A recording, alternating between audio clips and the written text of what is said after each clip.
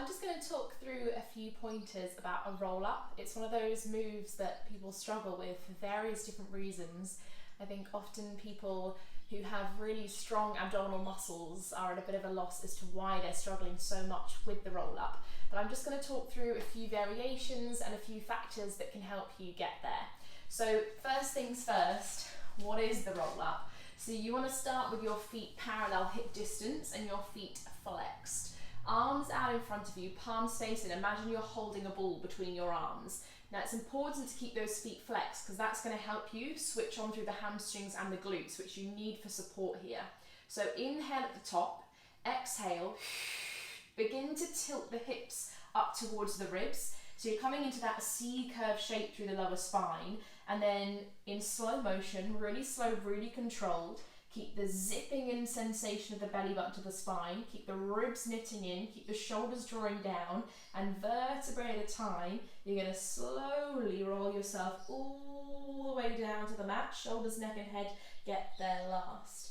Now the roll down is often easier than the roll up. So the roll up in reverse, exhale, chin nose to chest, arms start to reach forward. Now you need to keep those feet flexed, you need to keep your hamstrings and your glutes switched on.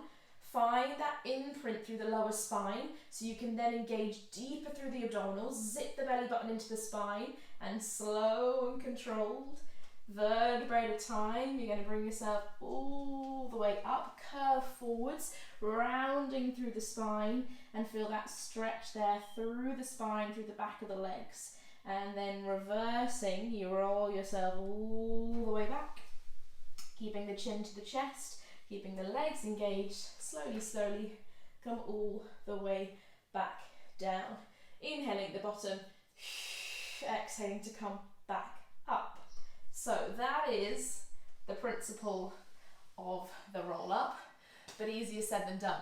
So it's not just abdominal strength, it's also strength and support in the hamstrings and the glutes. It's also support from the hip flexors and its mobility in the spine.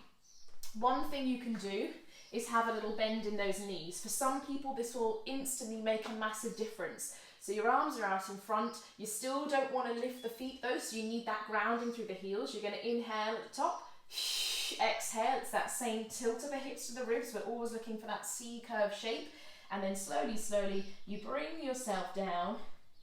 And if you then try that roll up with your knees bent, for a lot of people, this will help. You want that imprint because that's going to help you ground more through those abdominals, pull the abs in tight. Often this part to shoulder blade height is fine, and then it's that next stage where you feel like you need momentum. So think about grounding through the heels, pulling the abs in, really engaging through that upper abdominal wall to help slowly bring yourself up. And you take that curve forwards with bent knees, and then you'd roll yourself back down. So that's a variation to try. Another thing you can do, if you've got a TheraBand, you can use a TheraBand, but I'm going to use a scarf today because obviously a lot of us are at home right now, not in the gym, without props. So you take that scarf around the back of your feet. You still want feet hip distance parallel and flexed. You're going to hold on to the edges of that scarf. Start tall, inhale. Exhale, rolling yourself down. You can let that scarf slide through your hands, but essentially it's going to be there to help support you on that roll down. It's going to help even more on the roll up. So you're holding tight onto that scarf. Exhale, chin to chest. Lift up the head, the neck, the tip of the shoulders. Like I said, that tends to be the easy part. Still ground through your legs, still squeeze your glutes, still find that imprint there through the lower back for me. But you can then use this scarf, bend the elbows, use it to help you lift. You can even walk your hands slightly forward onto that scarf to help you with that lift up sensation, that curve forwards, and then you'd roll yourself back down. So that can be a really nice one. Another equivalent of this is, say the scarf wasn't there, you use your arms, because it's better to use the arms than it is to just use momentum.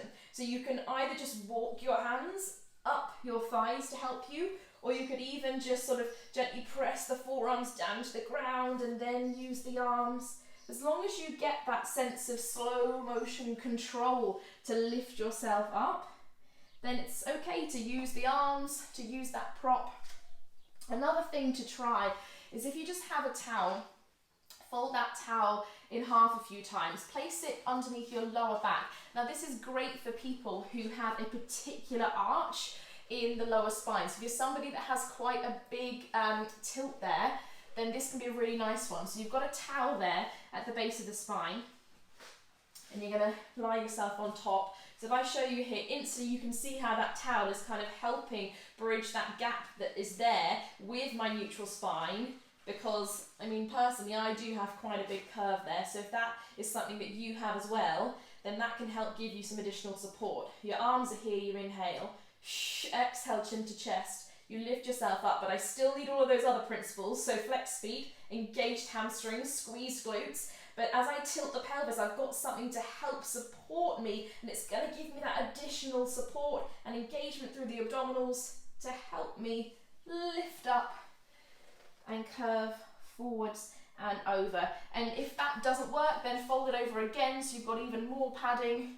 See what difference that makes. So those are just a few suggestions. Give them a try, see what you think, and gradually over time you will get there with that full roll up. But like I say, it's abdominals, it's glutes, it's hamstrings, it's hip flexors, and it's spine mobility. So there is a lot going on, and there's a lot of factors to consider. But give those modifications a try and let me know how you get on.